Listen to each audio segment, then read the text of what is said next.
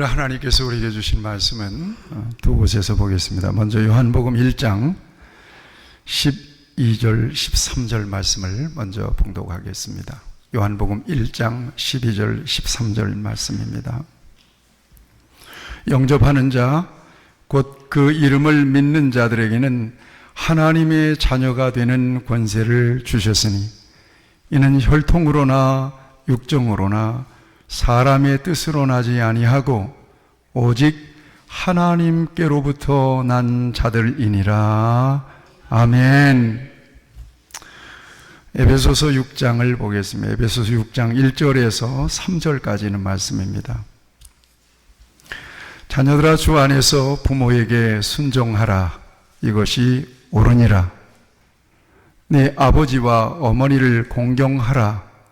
이것은 약속 있는 첫 계명이니 이로써 네가 잘 되고 땅에서 장수하리라. 아멘. 오늘은 어버이 주일입니다. 부모 없는 자녀가 없습니다. 또한 우리도 자녀들을 낳아서 기르고 있습니다. 우리의 부모님들에게 하나님께서는 한없는 위로와 사랑과 소망을 주시기 바랍니다. 부모님 된 여러분들에게 하나님께서 위로와 소망과 복을 주시기를 축복합니다.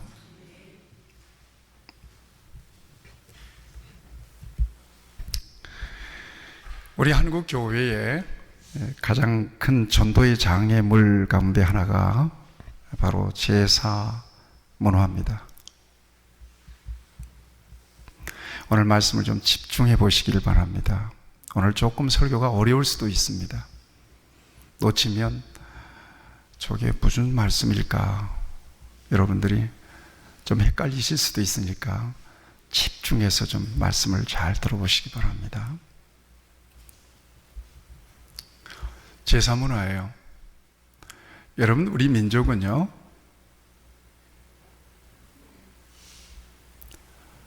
샤머니즘이 아주 굉장히 강한 뿌리를 내린 민족입니다.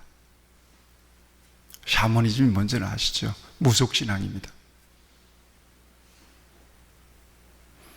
그래서 우리가 어릴 때부터 겪었어요. 당산나무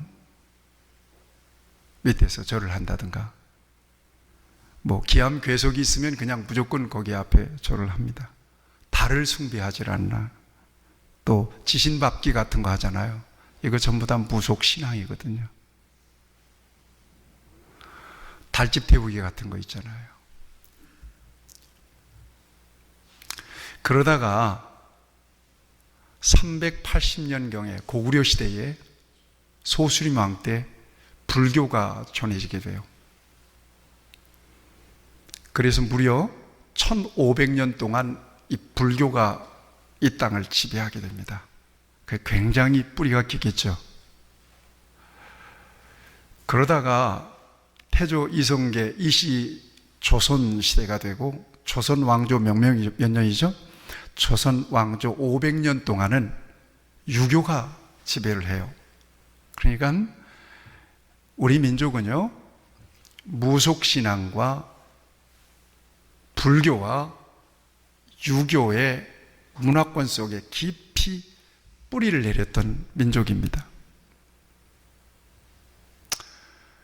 기독교는요, 우리나라에 1885년 공식적으로 개신교 선교사님이 우리나라에 선교하러 오신 게 1885년이니까 불과 몇 년이에요? 한 140년 정도밖에 안 됐어요. 그렇지만 기독교가 전해지고 난 뒤에 기독교 인구가 불교 인구보다 훨씬 더 많습니다. 통계를 보니까 기독교 인구가 20%예요. 천주교가 11%고요. 불교 인구가 17%입니다. 보통 기독교 인구 그러면 천주교와 개신교를 합해서 통계를 내는데 어쨌든 개신교 인구만 하더라도 11%의 불교 인구를 앞질렀습니다. 사찰은 그렇게 흔하게 못 보잖아요. 그렇지만 교회는 얼마든지 흔하게 눈에 띕니다. 그렇지만 샤머니즘과 불교와 유교 문화권 속에서 우리 민족은 정신을 오랫동안 지배를 당하고 있었기 때문에 그 뿌리가 엄청나게 깊습니다. 여러분, 지금도 전통문화라고 하는 이름으로 이런 일들이 공공연하게 행해지고 있는 것을 우리는 너무나 잘 압니다. 하나님을 믿으면 다른 신을 섬겨서는 안 됩니다. 아멘 합시다. 이것이 기독교 신앙의 정체성입니다. 하나님은 나 외에 다른 신을 내게 두지 말지니라 명령으로 주셨어요. 너를 위하여 우상을 새기지 말고 만들지 말아라. 그리고 무시무시한 말씀을 했어요. 만약에 우상을 섬기면 3, 4대가 망할 것이다 그랬어요. 저주를 받을 것이다 그랬어요. 이 정도로 하나님은 하나님 이외에 다른 신 혹 우상이나 귀신을 섬기는 것을 철저하게 금했습니다. 물론 우상이라고 하는 것은 사람이 만들어 놓은 어떤 형체를 의미하기도 하지만, 제가 우상에 대한 정의를 그렇게 여러분들에게 말씀드린 적이 있어요. 우상이 뭐냐? 영원하지 못할 것을 영원할 것처럼 믿고 그 앞에 절하는 게 우상이에요. 그러니까 만들어 놓은 것뿐만 아니라 돈도 이 정도 돈이면 내가 돈을 신뢰하잖아. 이게 우상이에요. 지식도 마찬가지예요. 자식을 낳았어요. 그 자식 가운데 좀 똑똑하고 잘난 자식이 있어서 자식을 의지하는 마음이 생기는데, 이게 하나님을 믿는 마음보다 자식을 신뢰하는 마음이 더 커지잖아. 이게 우상이에요. 하나님은 영원하세요. 돈이나 권력이나 명예나 자식은요, 유한한 거예요. 유한한 가치예요. 유한한 가치를 영원할 것처럼 생각하고 그 앞에 숭배하는 것은 다 우상인 거예요. 여러분, 조상들에게 제사하는 것이 무슨 종교입니까? 라고 이렇게 질문하실 수도 있습니다. 오늘 효에 대해서 말씀을 드릴 것이니까 여러분들이 잘 따라오셔야 돼요. 제가 설교는 토막토막 내지 않습니다. 그냥 통으로 여러분에게 말씀드리니까 지금 놓쳐버리면 절대 못 들을 겁니다. 저기 무슨 말일까 그럴 겁니다. 자, 제사를 지내는 것이 무슨 종교 행위입니까? 이렇게 여러분들이 질문할 수도 있을 거예요. 정말 그럴까요? 제사라고 하는 것이 어떤 거예요? 고인의 유훈을 기리고 그때 가족들이, 형제들이 모여서 서로 우애를 나누고 교제하는 그런 아주 굉장히 어떻게 보면 도덕적으로, 윤리적으로 굉장히 인륜적으로 굉장히 중요한 그런 행사에 불과한 건데, 그런데 이미 우리나라의 제사는 종교 행사로 변질되어 버렸습니다. 제사가 종교입니까? 예, 종교입니다. 종교화 되어버리고 말았습니다. 여러분, 제사 몇 시에 지내는 줄 아세요? 저는 모태신앙이기 때문에 한 번도 제사를 못 지내봤어요. 우리 아버님은 예배를 드리고 우리 작은아버지들은 안 믿으니까 우리 추 예배 다 드리고 난 다음에 형수님 제사상 하나 봐주세요 그래. 작은아버지들이 제사상 봐달라니까 대충 보는데 십자가 그어놓고 우리 어머님이 별짓 다 해. 우애가 있어서 어쩔 수 없어서 제사상 앞에 절해본 일이 없어요. 저는 그런데 제사를 아주 굉장히 전통적으로 소중하게 지내는 사람들, 제사를 몇 시에 지내는 줄 모르시죠? 죽기 전 11시부터 죽은 날 새벽 1시예요. 왜 그때 제사를 지낼까요? 다 굴기 전에 귀신들이 활동하기 굉장히 좋은 시대랍니다. 여러분 조심하세요. 11시부터 1시까지. 귀신이 활동하는 시간이라는 거예요. 홀령을 섬기는 거예요, 제사는. 홀령을 초청하기도 하잖아요. 그 다음에 여러분들 지방 쓰는 거 이렇게 보셨죠?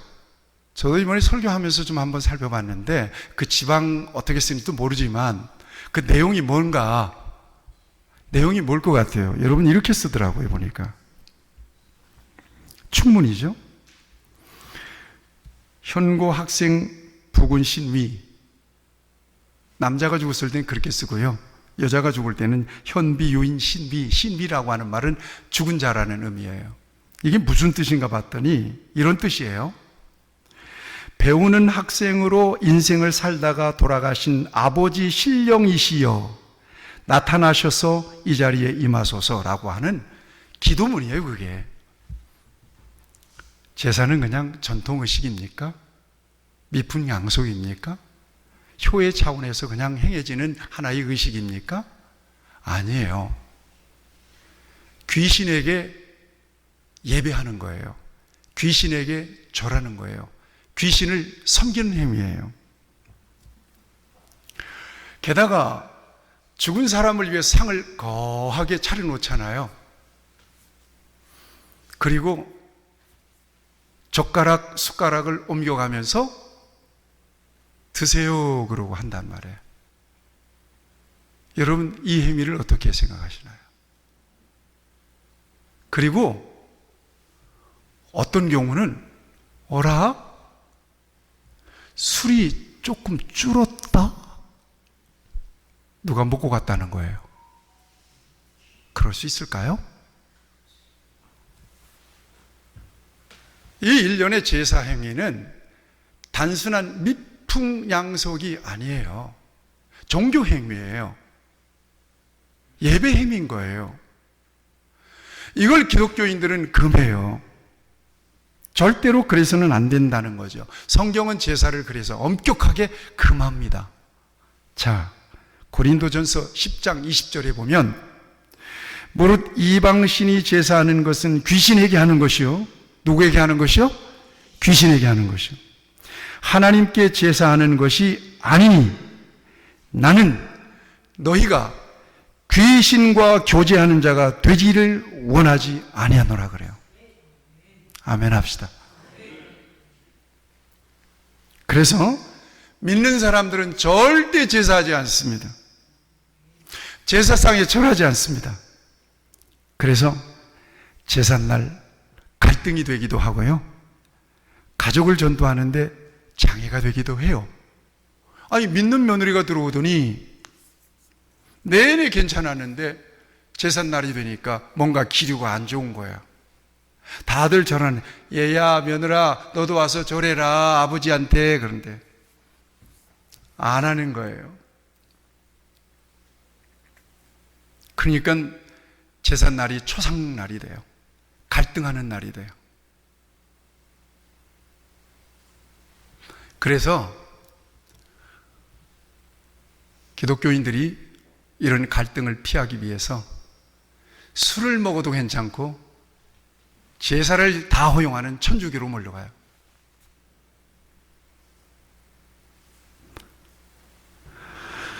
여러분, 그래서 우리나라의 기독교가 불효하는 종교라고 하는 누명을 쓰고 있습니다. 그러나 그것은 기독교를 오해하는 것이에요. 계명으로 오늘 성경 읽었죠? 내 부모를 공경하라. 그리하면 땅에서 잘되고 장수하리라 라고 명령과 축복이 약속이 되어 있는 종교는 기독교밖에는 없습니다. 기독교야말로 효도하는 종교예요. 오해예요, 그것은. 불효하는 종교가 아니에요. 여러분 생각해 보세요. 죽은 후에 거하게 제사상을 차리는 것과 살아계실 때 사랑과 정성으로 부모를 공경하는 것 중에 무엇이 진정한 효도겠어요? 부모가 살아있을 때 용돈도 드리고 맛있는 것도 좀 해드리고 옷도 좀 여행도 좀 보내드리고 무엇보다도 지들끼리 화목하고 잘 사는 게 부모에게 얼마나 큰 효도예요. 안부 전화라도 자주 하고. 여러분 이게 효도 아니겠어요? 살아계실 때. 그런데 살아계실 때는 돼지고기 한 건도 안 끊어오고 전화 한마디 안 하다가 죽고 난 뒤에 제사상 거하게 차려놓고 말이야. 누구를 위한 제사예요 이게? 제사 지내놓고 음복한다고 말이야. 곤드레 만드레. 그리고 제사상 앞에서 멱살잡이 하는 사람들도 얼마나 많아요, 형제들끼리. 죽은 뒤의 효도가 무슨 효도예요, 그게? 기독교는 살아있을 때 최선을 다해서 공경하라고 명령하는, 하나님의 개념으로 명령하는 종교입니다. 하나님은 부모를 공경하라 이렇게 명령하십니다. 그리고 복을 약속해 주셨습니다. 하나님의 명령이기 때문에 부모에게 순종해야 합니다. 같이 합시다. 부모에게 순종하라. 부모가 자격이 있어서가 아니에요. 부모이기 때문에 공경해야 된다는 거예요. 아무리 무식하고 아무리 무능해도 부모이기 때문에 공경해야 된다는 거예요. 이것이 하나님의 명령입니다. 그러면 땅에서 잘 되고 장수하게 할 거다. 축복이 약속되어 있습니다. 여러분, 부모님에게 효도하는 사람 치고 복을 못 받는 사람이 없어요. 그런가 하면 현성적으로 주변 사람들 보세요. 부모에게 불효하는 사람 치고 복을 받고 잘 사는 사람이 없어요. 믿든지 안 믿든지, 믿는 사람이든지 안 믿는 사람이든지 어르신을 공경할 줄 아는 사람이 복을 받은 사람이 돼요. 여러분, 이것은 굉장히 중요한 하나님의 원리라고 생각해요.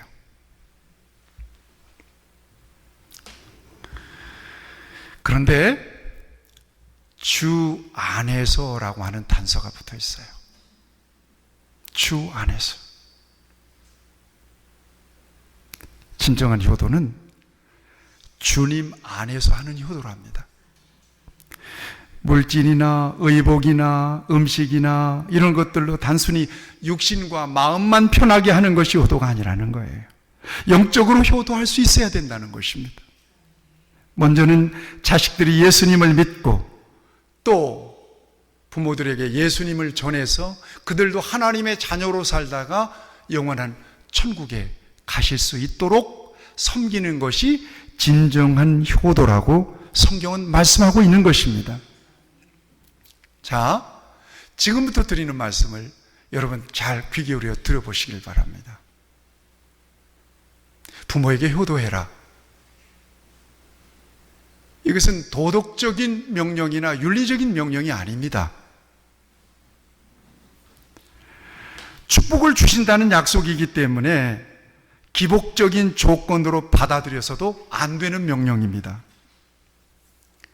우리 기독교는요, 윤리나 도덕을 중요하게 여기고 강조하지만 목적으로 추구하는 종교가 아닙니다. 윤리나 도덕은 인륜입니다. 인륜은 시대와 세대에 따라서 그 기준이 달라집니다. 여러분, 도덕적인 가치, 윤리적인 가치가 지금 얼마나 달라져 있는지를 아시죠? 저희 어릴 때만 해도요, 결혼하기 전에 누가 애를 갖잖아요. 연애해서. 창피해서 동네도 못 나왔어요. 우리 동네도 그런 애가 하나 있었어요. 내 선배 가운데. 창피해서 동네도 못 나왔어요. 동네 사람들이 다 수근수근 됐어요. 얌전한 강아지 부뚜막에 먼저 올라갔네 그러고. 그런데 지금은 어떻죠? 혼수품처럼 여겨요. 애를 배 가지고 결혼식 하는 것을. 달라진 거예요. 어른과 부모를 대하는 태도도 젊은 사람들, 소위 말하는 MZ 세대들 전혀 다르다는 걸 아시죠? 다분히 개인주의예요. 웃사람 공경 안 합니다. 그런데 젊은 사람들에게 옛날 얘기 자꾸 하잖아요. 그럼 무슨 소리 들어요? 나 때는 그래 라떼 세대라고 그러는데 꼰대라고 불려요. 꼰대래요. 그 정도로 바뀌었어요. 도덕적이고 윤리적인 개념이 바뀌어버리고 만 거예요. 인류는 이렇게 시대에 따라서 달라지는 거예요.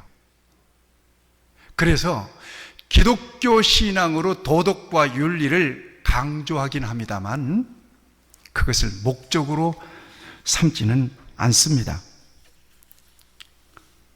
기독교 신앙은요, 인륜의 차원을 초월한 변치 않는 진리를 믿습니다. 이 진리는 바로 예수 그리스도이십니다. 그 안에 영원한 생명이 있고 진정한 평안이 있고 진정한 행복이 있기 때문에 예수 그리스도를 목적으로 추구합니다. 다시 말하면 선하게 살라고 예수 믿는 거 아니에요. 선하게 살 것을 강조하지만 착하게 사는 것이 예수 믿는 목적은 아니란 얘기입니다. 그런데 일반적으로 사람들은 도덕적인 기준을 기독교 신앙과 결부시켜서 기독교 신앙을 평가해버립니다. 판단합니다. 예를 들면 예수 믿는 사람이 왜 이래? 교회가 왜 이래? 이런 말들 많이 듣잖아요. 믿는 것과 도덕적인 삶을 그렇게 결부시키는 거예요. 물론 기독교인들이 도덕적으로나 윤리적으로 온전한 삶을 살아야 되는 것이 맞습니다. 본이 되어야 되는 것이 맞습니다. 그리고 기독교인과 교회는 세상으로부터 이 같은 비판을 받아서는 안 됩니다. 기독교인들은 그만큼 사회적인 책임의식을 가지고 자신을 관리해야 되는 것이 맞습니다. 그렇지만 그 같은 비판을 받는다고 해서 기독교 신앙이 추구하는 진리의 가치가 달라지는 것은 아닙니다. 나아가서 교회와 기독교인들의 영적인 신분이 달라지는 것도 아닙니다. 왜냐하면 기독교 신앙은 윤리나 도덕적인 가치를 소중하게 여기지만 그것을 목적으로 삼는 신앙이 아니기 때문에 그렇습니다. 예를 들면 교인인데 그것도 오래 믿고 교회의 중직자인데 성격이 아주 괴팍한 사람이 있습니다. 그래서 비난받는 사람이 있습니다. 아니, 집사님이 왜 저래? 아니, 장로님이 왜 저래? 나가서 아니, 목사님이 왜 저래? 죄송합니다만 목사님들 가운데도 성격이 급해서 아주 괴팍하게 보이는 분들도 계십니다. 믿는 사람들 가운데서 이기적이어서 지나치게 이기적이어서 따돌림 받는 사람도 있습니다. 아주 성질이 급해서 자꾸 사람들과 부딪히는 사람도 있습니다. 경건하게 살지 못하는 사람도 있습니다. 이익을 위해서 수단과 방법을 가리지 않는 사람도 있습니다. 여러분, 불신자 가운데서 교인들보다 훨씬 더 선하고 바르고 정의롭게 사는 사람도 있습니다. 지난주 금요일 날 제가 몸담고 있는 어떤 단체 행사가 있어서 갔는데 거기에 국회의원도 오고요, 거기에 기관장들이 다 모였어요. 그런데 거기 어떤 스님이 한 분이 다 승복을 입고 오셨어요. 이렇게 누군가 그랬더니 그건 뭐 종교를 초월해서 선한 일을 위해서 일하는 단체니까 그분이 오신 거예요. 얼마나 인자하게 생겼는지, 얼마나 공손하고 겸손한지. 그저 그냥 인사하면 막 합장하고 막 이래요. 그 사람 앞에서 내 모습을 보니까요, 나보다 10배는 더 착한 사람처럼 그 사람이 보이는 거예요. 스님도 한 말씀 하세요 하고 일어나서 한 말씀 하시는데요, 얼마나 조곤조곤하게 차분하게 얘기도 잘하는지요. 여러분, 그렇다고 그분이 저보다 선한 사람일까요? 저보다 복을 받은 사람일까요? 그렇다고 제가 그분의 삶을 동경하거나 그분의 신앙을 동경할까요? 저는 비록 겉모습이나 행위가 그분만 못해도 내 안에 있는 진리와는 비교할 수 없다는 강한 믿음을 제가 가지고 있습니다. 그리고 바꿀 생각 눈꼽만큼도 없습니다. 여러분, 불신자들이 기독교인들보다 훨씬 더 선하게 살고 기독교인들이 비판을 받는다 할지라도 불신자들을 기독교인들이 동경하지는 않습니다. 우리의 신앙과 비교하지도 않습니다. 왜냐하면 선행이 기독교 신앙의 목적은 아니기 때문입니다. 잘 들어보세요. 그럼 이렇게 생각할 수 있습니다. 기독교인들은 신앙과 별개로 수준 떨어지는 삶을 살아도 되는 겁니까? 그것은 절대 아닙니다.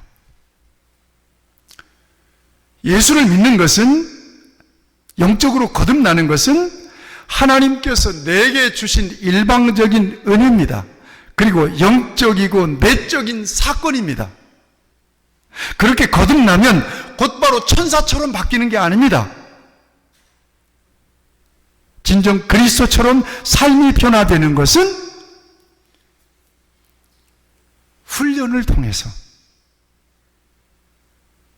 바뀝니다. 그러니까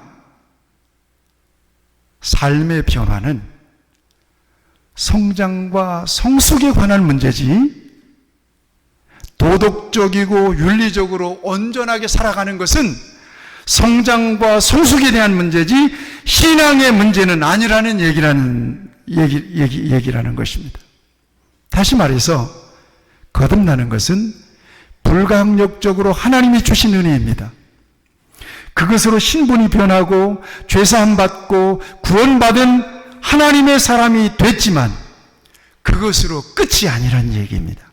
성장해야 합니다. 그래서 예수님처럼 살면서 세상을 변화시켜야 된다는 얘기입니다. 그래서 성경은 이렇게 말씀하고 있습니다. 성장에 대한 말씀입니다. 우리가 다 하나님의 아들을 믿는 것과 아는 일에 하나가 되어 온전한 사람을 이루어 그리스도의 장성한 분량이 충만한 데까지 이르리니, 이는 우리가 이제부터 어린아이가 되지 아니하여 사람의 속임수와 간사한 유혹에 빠져 온갖 교훈의 풍조에 밀려 요동하지 않게 하려 함이라. 오직 사랑 안에서 참된 것을 하여 범사에 그에게까지 자랄지라. 그는 머리니 곧 그리스도라. 성장에 대한 말씀입니다. 은혜로 주님을 만났습니다. 그리고 거듭났습니다. 그 상태는 영적인 어린아이입니다. 그래서 거듭났지만 여전히 세상 사람 비슷해요. 이 사람이 하나님의 말씀을 통해서 그리스도의 삶을 배웁니다. 하나님의 인격을 배웁니다. 하나님 나라 가치를 배웁니다. 그러면서 그의 믿음이 성장하게 됩니다. 그 믿음이 성장하면서 그들의 삶이 변화되는 겁니다.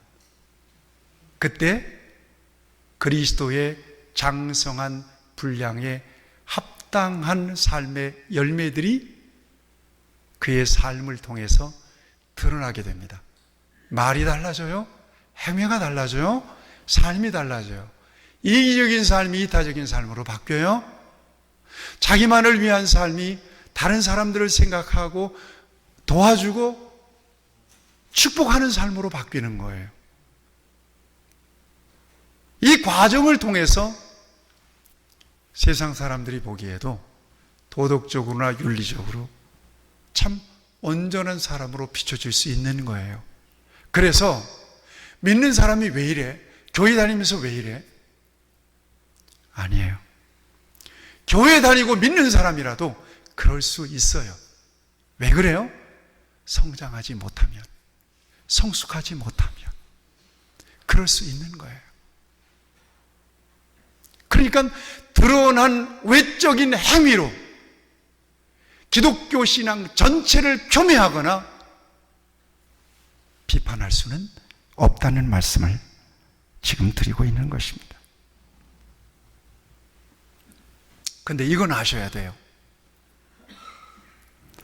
진정으로 거듭난 사람은요, 거듭나기 전에 가졌던 옛사람의 습관과 가치를 거부하게 됩니다. 옛사람의 습관과 행위를 부끄러워합니다. 그리고 진리에 합당한 삶을 언제나 추구하게 됩니다. 이것이 거듭난 중요한 증거이기도 합니다. 그런 의미에서 앞에서 언급했던 신앙과 행함은 믿음이 우선이냐 행함이 우선이냐에 대한 우선순위와 목적에 대한 문제라는 것을 저와 여러분들이 깨달을 필요가 있습니다. 다시 말하면 진정 거듭난 신앙은 그에 따른 행함에 대한 열매가 있는 사람이라는 얘기입니다. 이 같은 관점에서 야고보서는 믿음과 행함을 분리시키지 않습니다. 진정으로 믿는 사람이라면 반드시 행함이 열매로 나타나야 하고 행함을 통해서 그 믿음이 진정한 믿음이라는 것을 인정할 수가 있다고 야고보서는 얘기하고 있습니다. 그래서 행함이 없는 믿음은 영혼 없는 몸과 같이 죽은 믿음이다. 믿음이 행함과 함께 일하고 행함으로 그 믿음이 온전하게 되었다. 그러니까 믿음과 행함이 별개가 아니란 얘기예요. 온전히 거듭난 사람이라면, 예수님을 내 안에 구주로 영접한 사람이라면 마땅히 삶이 그리스도적으로 바뀌어야 된다는 것입니다. 그에 합당한 삶이 나타나야 된다는 것입니다. 이게 증거요, 이게 예수님이 안에 있는 삶의 열매라는 것입니다. 성경은 이렇게 말씀하고 있는 것입니다. 우리 예수님도 나무와 열매의 관계를 통해서 믿음과 행함을 강조해 주셨습니다. 그들의 열매로 그들을 알지니 가시나무에서 포도를 또는 엉겅퀴에서 무화과를 따겠느냐? 이와 같이 좋은 나무마다 아름다운 열매를 맺고 못된 나무가 나쁜 열매를 맺나니 좋은 나무가 나쁜 열매를 맺을 수 없고 못된 나무가 아름다운 열매를 맺을 수 없느니라 그래요. 열매를 보니까 나무를 알겠더라는 거예요. 진정으로 그리스도 안에서 온전하게 전인적으로 바뀌었는지 거듭났는지 아닌지를 확인할 수 있는 외적 증거가 그의 삶의 열매라는 거예요. 어른들을 어떻게 대하는지, 말을 어떻게 하는지, 금전거리를 어떻게 하는지, 어떻게 사람들 앞에서 행동하는지, 이기적인지 이타적인지, 세속적인 욕심으로 쩌들었는지, 뭔가 자기를 허용할 줄 아는지, 이것이 진정한 신앙의 중요한 증거요 열매라고 하는 사실을 예수님은 말씀하고 있는 것입니다. 이 같은 관점에서 우리는 믿음이 좋다고 하는, 그런데 덕스럽지도 못하고 또 사람들 앞에서 좋은 평가도 받지 못하는 기독교인들이 있다면 두 가지로 설명이 가능합니다. 첫째는 진정 거듭나지 못한 사람이든지, 둘째는 성장하지 못한 사람이든지. 근데 저는 대개 예수 그리스도 안에서 거듭난 사람이 온전하지 못하게 살아가는 것은 대부분 성장과 관련이 있다고 생각해요. 성장하지 못하는 거예요. 자, 이제 정리하겠습니다. 왜냐하면 부모를 공경하고 효도하는 것을 윤리적이나 도덕적인 가치로 평가하는 것은 잘못된 해석이기 때문에 오늘 이 같은 말씀을 드리는 것입니다. 기독교에서 부모 공경과 효도를 그 같은 차원에서 말씀하고 있지 않다는 사실을 여러분들에게 말씀드리고 싶은 것입니다. 정리하면 기독교 신앙은 도덕적이고 윤리적인 가치를 목적으로 추구하지는 않지만 진정 거듭난 신앙인이라면 반드시 나타내야 될 열매요. 성숙한 신앙의 중요한 바로미터가 되는 것이라는 것을 성경은 우리에게 말씀하고 있는 것입니다. 자, 이제 조금 상황을 바꿔서 여러분 10계명을 한번 생각해 보시죠. 10계명은 10가지 계명입니다. 앞에서부터 4가지의 계명은 하나님과의 관계 속에서 지켜야 할 계명이고요. 나머지 6가지의 계명은 인간관계 속에서 지켜야 될 계명입니다. 종합해 보면 10계명 안에는 신앙과 생활이 묶여 있습니다. 위로는 하나님을 사랑하고 그 하나님을 사랑하는 믿음으로 사랑으로 사람을 사랑하라는 것입니다. 여기에 기독교 신앙의 중요한 핵심이 있습니다. 만약에 4가지의 계명만 있다면 기독교는 일반 종교에 불과할 것입니다. 신을 일방적으로 숭배하는 거예요. 또한 6가지, 나머지 사람을 사랑하는 6가지의 계명만 있다면 기독교 신앙은 윤리적인 종교나 도덕적인 종교에 불과했을 것입니다. 그러나 기독교 신앙은, 우리의 믿음은 신앙과 생활의 조화를 강조합니다. 다시 말하면 하나님을 믿는다면 믿는 자답게 살아야 된다는 사실을 강조하고 있는 것입니다. 그래서 예수님은 진정한 신앙을 평가하는 기준을 다음과 같이 말씀하고 있습니다. 진정한 신앙입니다. 나더러 주여 주여 하는 자마다 다 천국에 들어갈 것이 아니요 다만 하늘에 계신 내 아버지의 뜻대로 행하는 자라야 들어가리라. 그날에 많은 사람이 나더러 이르되 주여 주여 우리가 주의 이름으로 선지자 노릇하며 주의 이름으로 귀신을 쫓아내며 주의 이름으로 많은 권능을 행하지 아니하였나이까 하리니 그때 내가 그들에게 밝히 말하되 내가 너희를 도무지 알지 못하니 불법을 행하는 자들아 내게서 떠나가라 하리라. 입으로 주여 주여 하는 것이 신앙의 기준이 될 수가 없다는 얘기입니다. 종교적인 행위를 잘하는 것으로 그 사람의 신앙을 온전한 신앙이라고 평가할 수가 없다는 얘기입니다. 하나님의 뜻대로 행하는 자라요. 믿음과 행함입니다. 신앙의 삶입니다. 이게 조화롭게 연결된 삶이 오늘 하나님을 믿는 예수님 안에서 거듭난 저와 여러분들의 삶이라는 것입니다. 이게 예수님의 기준입니다. 열매가 중요하다고 말씀하십니다. 사랑의 사도인 사도 요한은 신앙의 기준을 다음과 같이 말씀해요. 누구든지 하나님을 사랑하노라 하고, 여러분 이게 신앙입니다.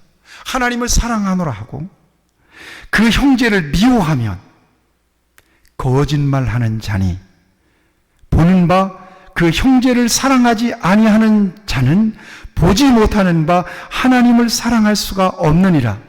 우리가 이 계명을 주께 받았으니 하나님을 사랑하는 자는 또한 그 형제를 사랑할지니라 그래요. 신앙, 생활, 하나님 사랑, 인간 사랑, 이게 묶여 있는 거예요. 그런데 진정으로 하나님을 사랑하는 사람이라면 사람도 사랑할 줄 아는 사람이라는 거예요. 하나님을, 사람을 어떻게 사랑하고 사람을 어떻게 대하는가를 보면 이 사람이 진정으로 하나님을 사랑하는지 그렇지 않은지가 평가될 수가 있다는 것을 성경은 우리에게 말씀하고 있는 것입니다. 자, 오늘 어버이 주일이기 때문에 자칫 우리가 부모 공경하고 부모님께 효도하면 하나님이 축복한다. 단순히 이 말씀을 기복적으로만 받아들이거나 종교적으로만 받아들이면 이 말씀은 올바르게 받아들이는 것이 아닙니다. 그런 차원에서 오늘 내 부모를 공경하라. 그리하면 땅에서 잘되고 장수하리라. 이 말씀은 단순한 윤리적이고 도덕적인 명령이 아니라는 말씀입니다. 이 말씀은 그리하면 땅에서 잘되고 장수하리라 라고 하는 단순히 기복적인 명령이 될 수가 없다는 이야기입니다. 자, 6번째 계명이 바로 부모를 공경하라는 계명이잖아요. 이 계명은 하나님과의 관계에 대한 앞에서의 네 계명을 증명해 볼 수 있는 중요한 명령이라는 것입니다.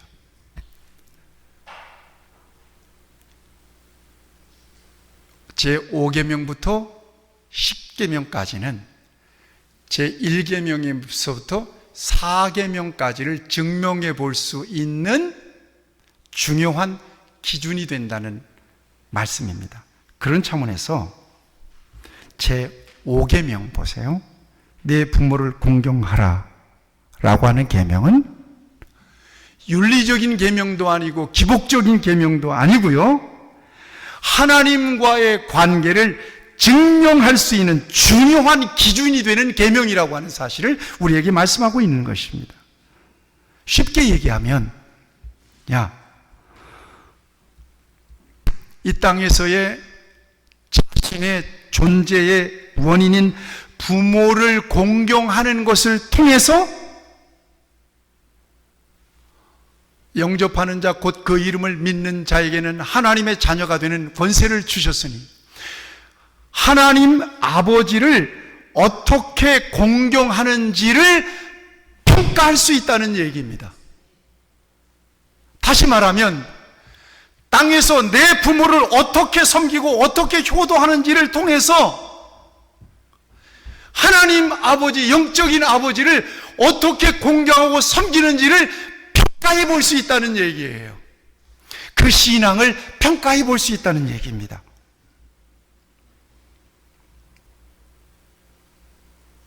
쉽게 말하면 부모는 땅에 있는 하나님의 모형이고 모델이라는 말씀입니다.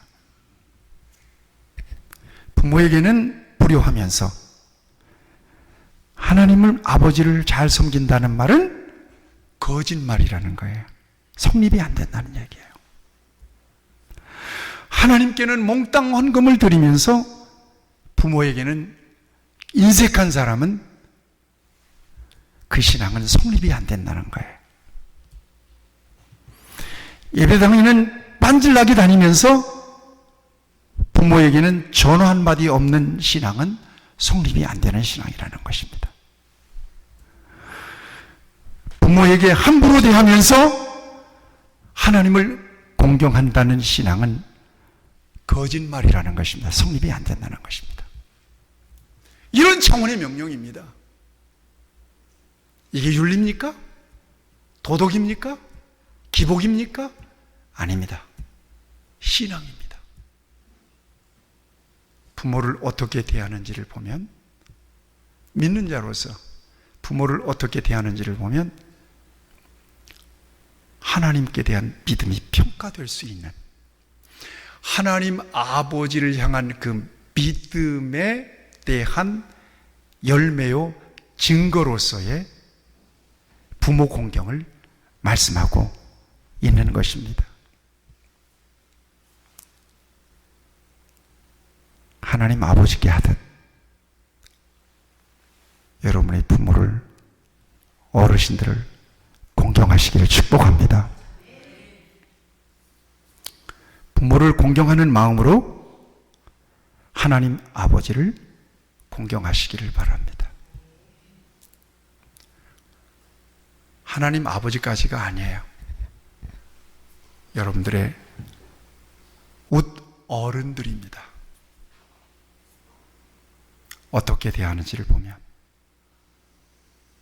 그 사람과 하나님과의 관계도 살펴볼 수 있다는 얘기입니다. 보나마나예요. 어른들을 함부로 대하거나 건방지게 대하면 보이는 어른들도, 부모들도 그렇게 부모 앞에서도 건방지게 그렇게 사는데, 교회에서는 하나님을 공경한다고요? 말짱 거짓말이라는 얘기예요. 그 얘기를 하고 있는 거예요, 이것은. 단순히 그냥 부모 공경해라, 복만 복 주신다, 이런 차원이 아니에요. 그러니까 하나님과의 관계를 얘기하고 있는 거지, 단순히 인륜을 얘기하는 것이고 도덕을 얘기하는, 윤리를 얘기하는 게 아니라는 얘기예요. 부모 공경이라고 하는 것은.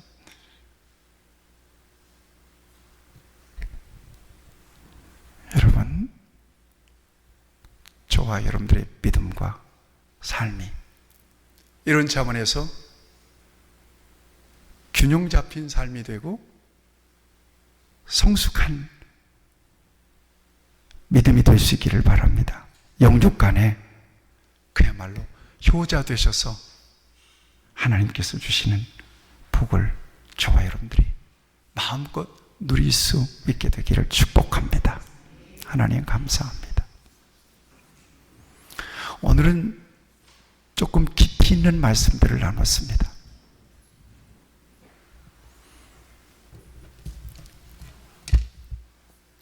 우리는 진리이신 예수 그리스도 안에 있습니다. 그리고 그 믿음은 이 세상의 모든 윤리나 도덕이나 인륜을 초월합니다. 그러므로 세상 사람들의 기준을 초월한 하늘 아버지 앞에서 온전한 모습으로 살아가는 것이 우리 그리스도인들의 삶인 것을 오늘 우리에게 가르쳐 주심을 믿습니다. 세상에서 사람을 어떻게 대하는지, 부모를 어떻게 대하는지, 어른들을 어떻게 공경하는지를 통해서 그 사람의 믿음이, 하나님께 대한 믿음이 증명될 수 있다는 이 소중한 말씀 앞에서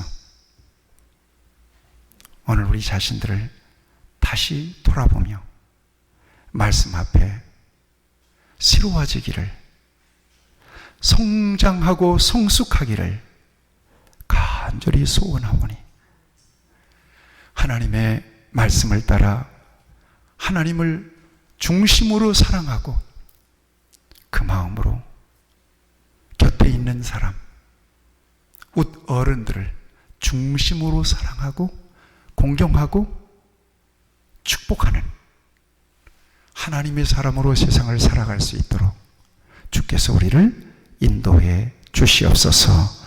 예수님의 이름으로 기도하옵나이다. 아멘.